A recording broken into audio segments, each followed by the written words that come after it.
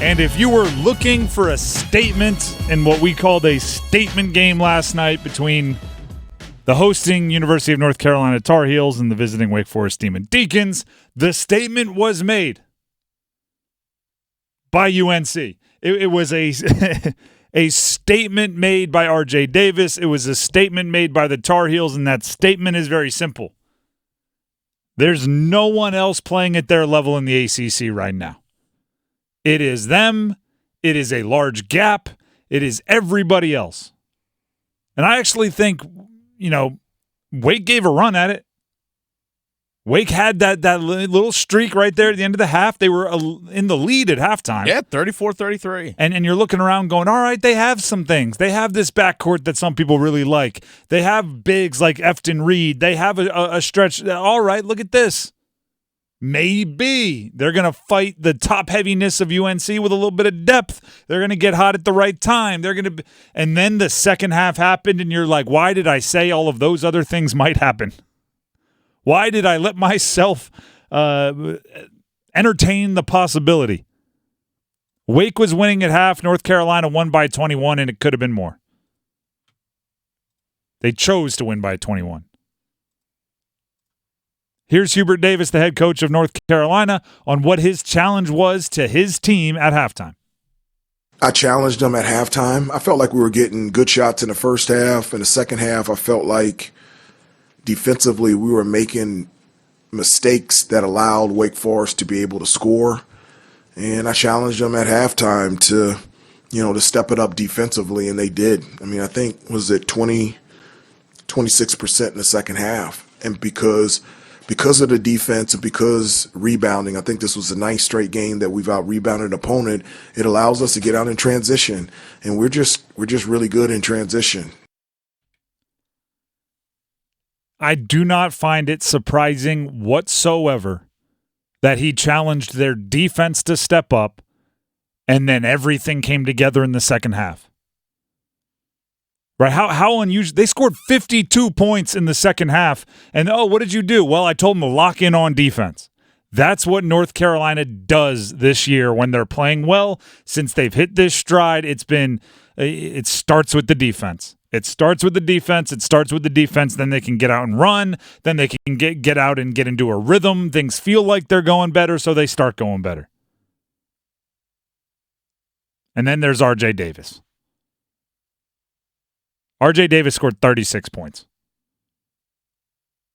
Which, correct me if I'm wrong, it feels like 36 used to be more common than it is now. Yeah.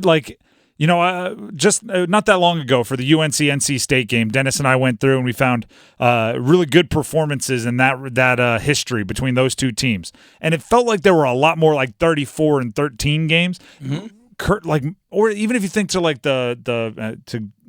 Reddick and Adam Morrison and Hansborough, like these guys who weren't that long ago. Felt like 35 was a lot more common. Last night watching RJ Davis, right when he hit 30, it was like this big buzz in the room. It was Elliot Cadeau said after the game, he looked at RJ Davis and said, "Oh, you've just tied your career high. Boom, we're getting you another." Ended up getting him a couple more. It was very much a energetic, electric performance from RJ Davis, scoring 36. Career high for him. Career high.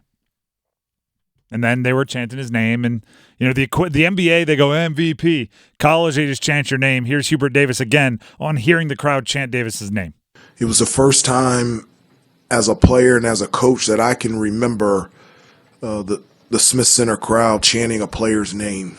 And I'm just really proud of him. I think – he's had a terrific career, but I feel like this year he's finally getting noticed, and I'm just really happy for him.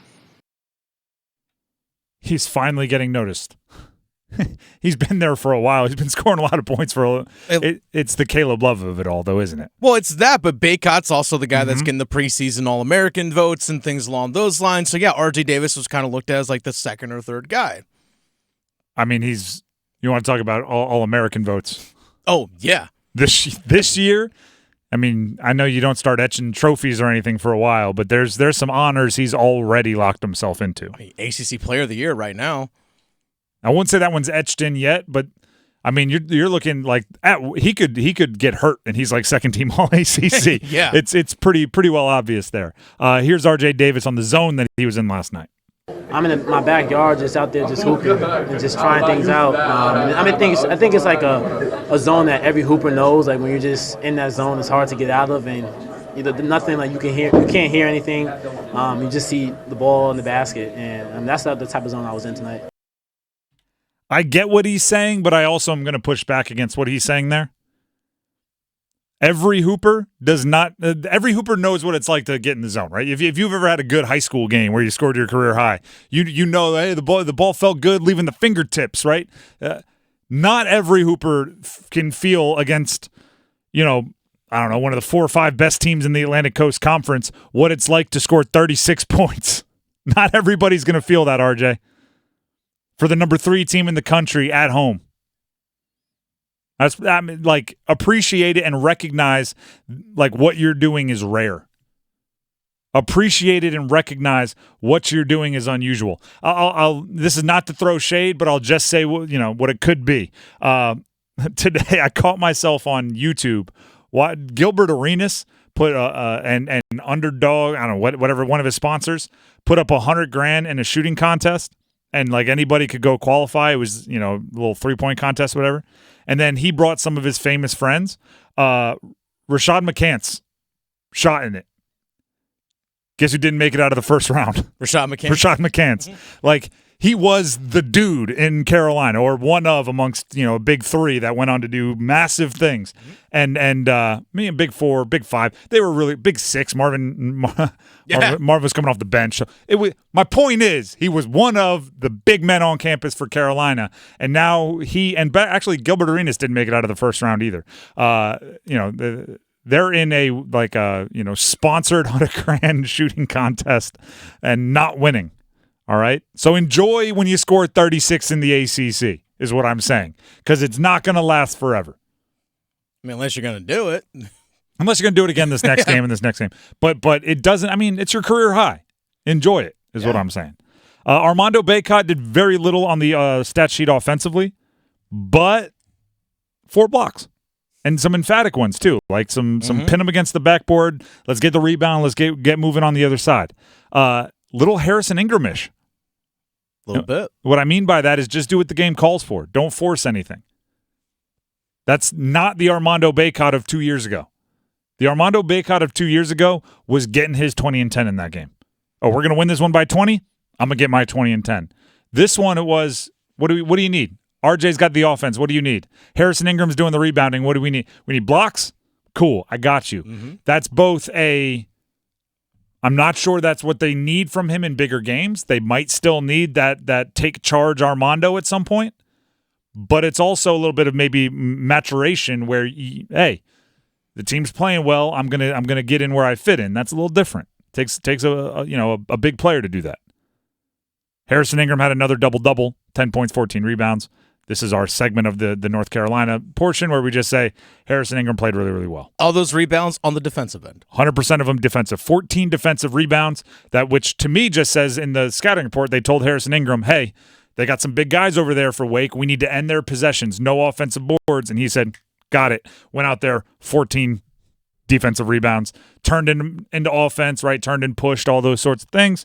Harrison Ingram's really good. I'm not sure. I'm gonna find. That's maybe my resolution for myself. I'm gonna find creative and entertaining ways to talk about Harrison Ingram without just going, that guy's playing well. Really like what he does. Can affect the game in a bunch of different ways.